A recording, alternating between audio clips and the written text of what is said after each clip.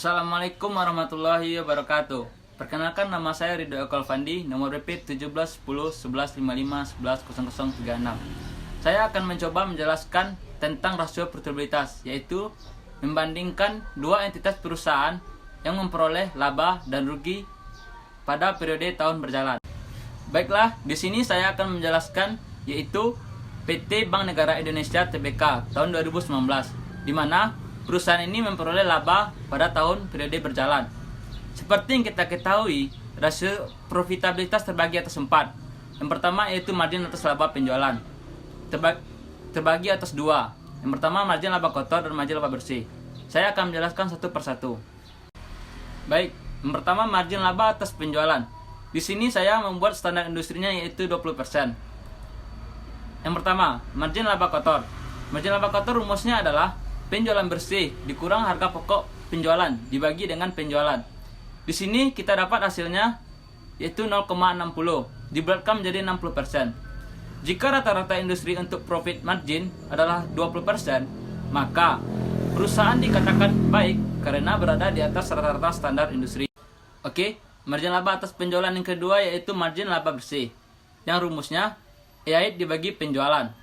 Di sini kita mendapatkan hasil yaitu 0,26 atau dibulatkan menjadi 26%. Jadi, jika rata-rata standar industri untuk NPM adalah 20%, artinya laba bersih yang diperoleh perusahaan sebesar 26% dari total penjualan yang telah dilakukan oleh perusahaan. Maka, tahun 2019 perusahaan dapat dikatakan baik karena berada di atas standar rata-rata industri. Selanjutnya, rasio profitabilitas yang kedua yaitu return on asset atau yang dikenal dengan ROA. Di sini saya membuat standar industrinya yaitu 20%. Rumus ROA sama dengan EAIT dibagi total aset. Di sini saya memperoleh hasil yaitu 0,02 atau dibulatkan menjadi 2%. Artinya, margin laba perusahaan tahun 2019 dikatakan kurang baik karena berada di bawah rata-rata standar industri perusahaan. Selanjutnya, rasio profitabilitas yang ketiga yaitu return on equity atau ROE. Di sini saya membuat standar industrinya yaitu 30%. Rumusnya sama dengan EAIT dibagi total modal atau equity.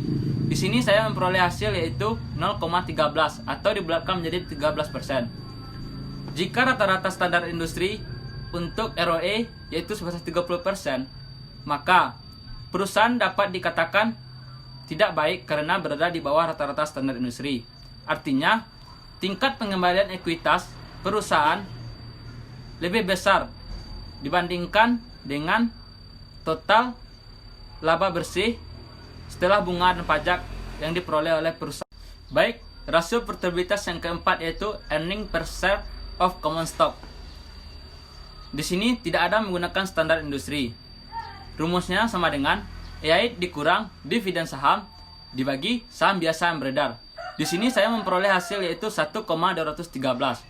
Artinya, perusahaan dapat memperoleh laba per lembar saham yaitu sebesar Rp 1,213 untuk dibagikan ke pemegang saham. Baik, selanjutnya saya akan menjelaskan entitas yang kedua yaitu PT Triwira Insan Lestari Tbk tahun 2019, di mana perusahaan ini memperoleh rugi pada periode tahun berjalan. Yang pertama, margin laba atas penjualan yang standar industrinya 20%. A. Margin laba kotor. Rumusnya adalah penjualan bersih dikurang harga pokok penjualan dibagi penjualan. Di sini saya memperoleh hasil yaitu 0,33 atau dibulatkan menjadi 33%. Artinya, perusahaan dapat dikatakan baik karena berada di atas rata-rata standar industri. B. Margin laba bersih. Rumusnya adalah EAIT dibagi penjualan. Di sini saya memperoleh hasil yaitu min 0,86 atau dibulatkan menjadi min 86%. Kenapa hasilnya min? Karena EAIT yang diperoleh yaitu rugi, maka hasil yang diperoleh jadinya negatif. Artinya, jika rata-rata untuk net profit margin 20%, maka perusahaan pada tahun 2019 dapat dikatakan tidak baik karena berada di bawah rata-rata standar industri. Baik, yang kedua return on asset atau ROA. Di sini standar industrinya 20%. Rumusnya adalah EAT dibagi total aset.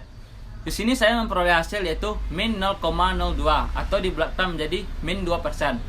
Artinya, margin laba tahun 2019 dapat dikatakan tidak baik karena berada di bawah rata-rata standar industri. Baik, yang ketiga return on equity atau ROE. Di sini standar industrinya yaitu 30%. Rumusnya adalah yaitu dibagi total modal atau equity. Di sini saya memperoleh hasil yaitu min 0,02 atau dibulatkan menjadi 2%. Rata-rata industri untuk ROE adalah 30%. Berarti perusahaan dapat dikatakan tidak baik karena berada di bawah rata-rata industri yaitu sebesar min 2%. Artinya, tingkat pengembalian ekuitas perusahaan lebih besar dibandingkan total laba bersih setelah bunga dan pajak. Baik, yang keempat, earning per share of common stock. Di sini tidak ada standar industrinya. Rumusnya adalah EAT dikurang dividen saham dibagi saham biasa yang beredar. Di sini saya memperoleh hasil yaitu 2,894. Artinya, perusahaan dapat menghasilkan laba per lembar saham RP 2,894 untuk dibagikan ke pemegang sahamnya.